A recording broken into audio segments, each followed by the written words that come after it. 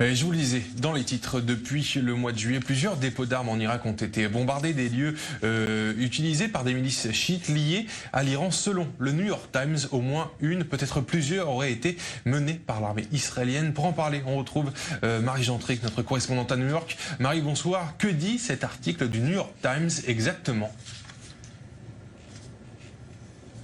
Eh bien, comme vous le dites, Samuel, cet article du New York Times révèle qu'Israël serait au moins derrière l'une des frappes sur le territoire irakien, l'une des frappes qui visait ces dépôts d'armes abritant donc des milices, des groupes pro-iraniens et opposés à la présence de troupes américaines sur le sol irakien. Donc, tout particulièrement, selon ces révélations du New York Times, eh bien, Israël serait derrière la frappe qui visait un dépôt d'armes, cette frappe du 19 juillet, donc il y a un peu plus d'un mois, qui avait eu lieu au nord de Bagdad. Alors ces révélations sont importantes pour plusieurs raisons. Déjà parce qu'elles montrent une escalade des tensions entre Israël et l'Iran, et puis aussi parce qu'elles posent la question du rôle de l'Irak. Depuis un certain temps, l'Irak est très clair, le pays veut rester neutre, il ne veut pas prendre parti dans ce conflit qui oppose Israël et les États-Unis, et d'un autre côté l'Iran. L'Irak veut vraiment rester neutre. D'ailleurs, ça faisait à peu près une quarantaine d'années que Israël n'avait pas frappé sur le territoire irakien.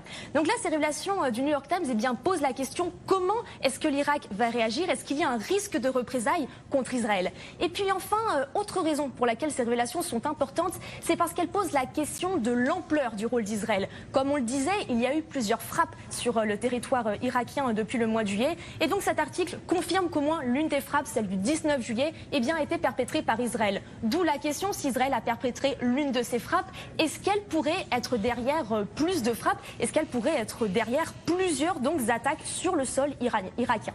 Alors Marie Gentric, quelles sont les réactions suite à ces révélations ? Alors déjà, ce qu'on peut dire, c'est que ces révélations font du bruit aux États-Unis, puisqu'ici on est vendredi midi, il y a déjà un certain nombre de grands médias américains qui en parlent, notamment Fox News, AP, ABC News, donc une information qui fait du bruit.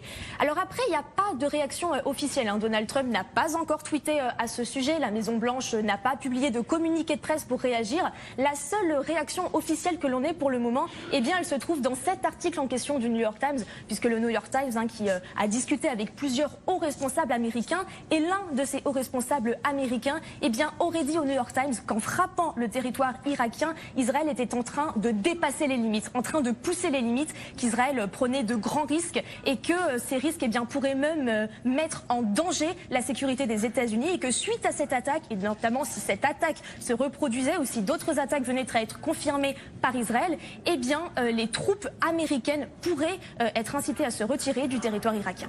Merci beaucoup Marie Gentric pour toutes ces informations en direct de New York.